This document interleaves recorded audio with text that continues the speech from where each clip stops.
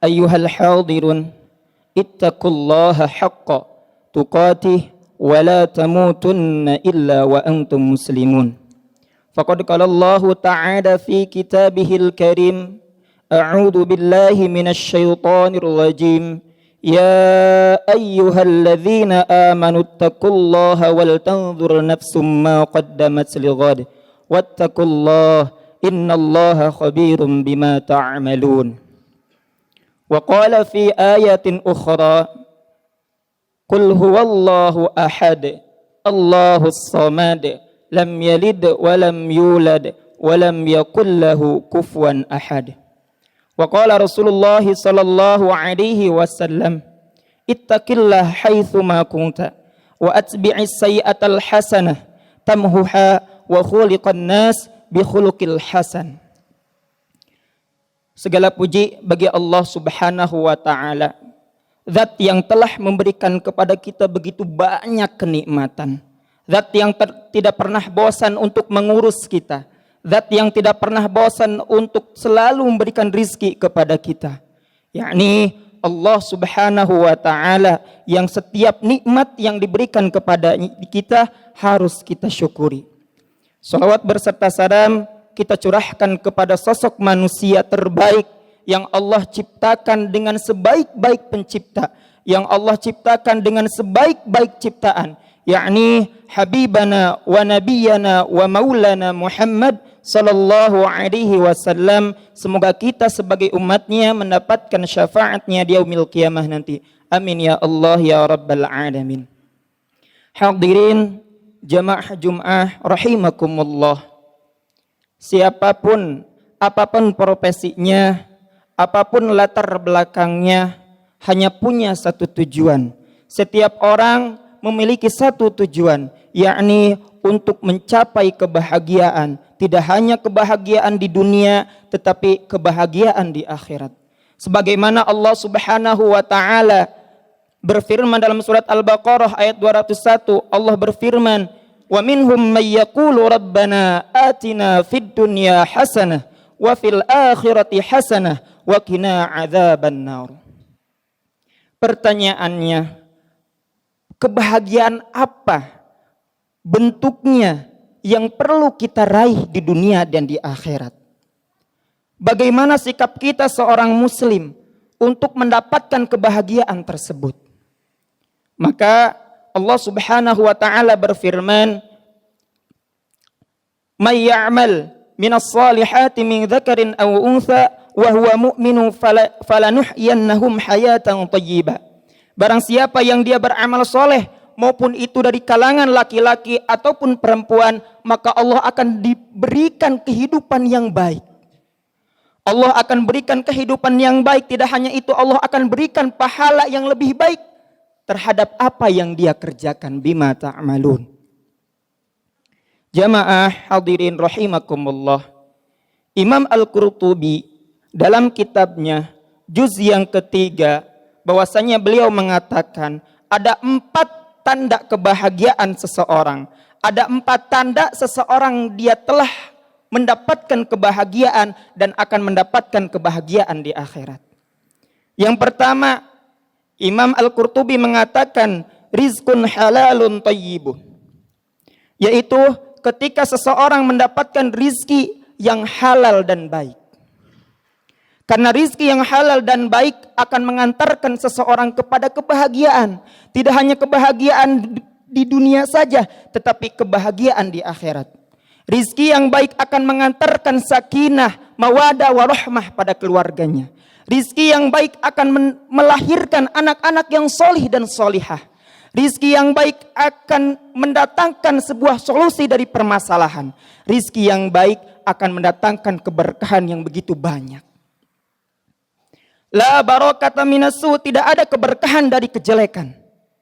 Maka selama kejelekan ada dalam diri kita, selama harta yang kita peroleh tidak halal, maka jangan harap kita memperoleh kebahagiaan. Sebagai contoh,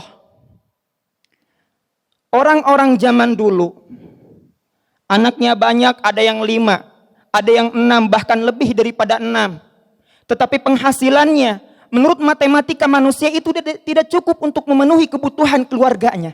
Tetapi matematika manusia beda dengan matematikanya Allah.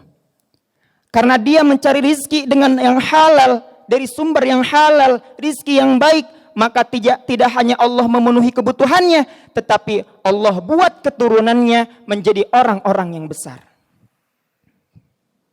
Dari 4 madhab yang kita kenal, Imam Hanafi, Imam Maliki, Imam Asy-Syafi'i, Imam Ahmad bin Hanbal, hanya satu yang dikenal dengan kekayaannya, yaitu Imam Ahmad, Imam Hanafi. Selainnya adalah latar belakangnya dari orang-orang yang sederhana, yang tidak mempunyai harta yang cukup. Seperti Imam Asy-Syafi'i, bagaimana beliau belajar. Orang lain mempunyai kitab, orang lain mempunyai buku. Beliau memakai tulang, beliau memakai dedaunan untuk menulis. Tetapi karena orang tuanya salih, beliau diberikan harta yang halal dengan cara yang baik, maka Allah jadikan beliau sebagai tokoh peradaban zaman yang sekarang dikenal, yang sekarang jasa-jasanya kita rasakan, yang sekarang namanya menjadi idola para ulama. Itulah daripada hasil rezeki yang baik dan halal. Maka kepada jamaah, carilah sumber rezeki yang halal. Untuk apa?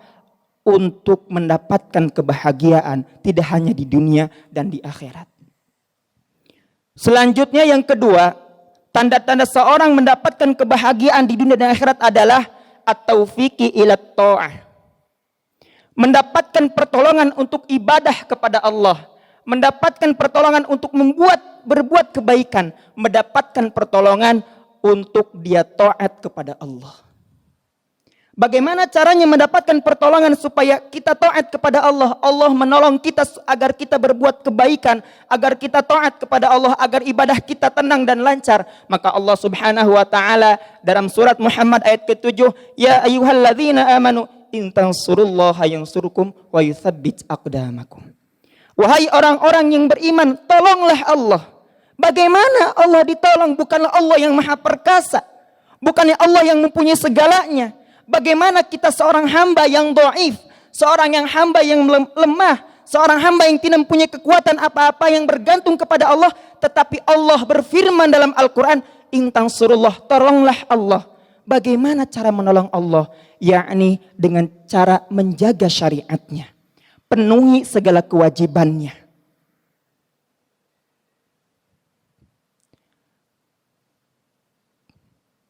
Maka ketika kita menolong Allah dengan kita melaksanakan kewajibannya, ketika kita menolong Allah dengan menjaga syariatnya, maka yang surukum, Allah akan menolong kita, wa yutsabbit aqdamakum, dan Allah akan meneguhkan kedudukan kita di dunia dan di akhirat. Imam Al-Qurtubi di dalam tafsir Al-Bayan mengatakan bahwasanya bagaimana cara Allah menolong hambanya, yaitu dengan Allah mendorong dia berbuat sesuatu yang dia ridhoi. Sebagai contoh, seseorang yang memakmurkan masjid, seseorang yang dia terus berdakwah, seseorang yang mengajar, seseorang yang berada di tempat ilmu, seseorang yang dia berpartisipasi untuk memajukan agama ini, itulah orang-orang yang akan ditolong oleh Allah Subhanahu wa taala. Pada hari di mana tidak ada lagi pertolongan selain pertolongan Allah Subhanahu wa taala.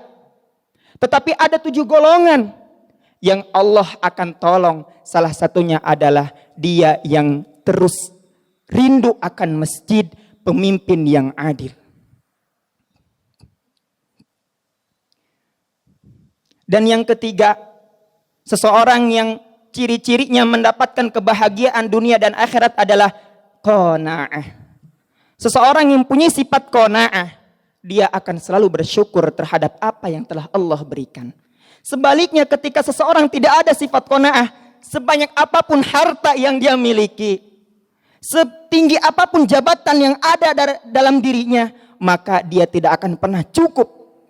Berapa orang yang membunuh saudaranya, berapa orang yang menyingkirkan saudaranya, berapa orang yang rela mendapatkan harta dan jabatan membunuh saudaranya hanya karena sifat rakus, tidak ada dalam dirinya qanaah.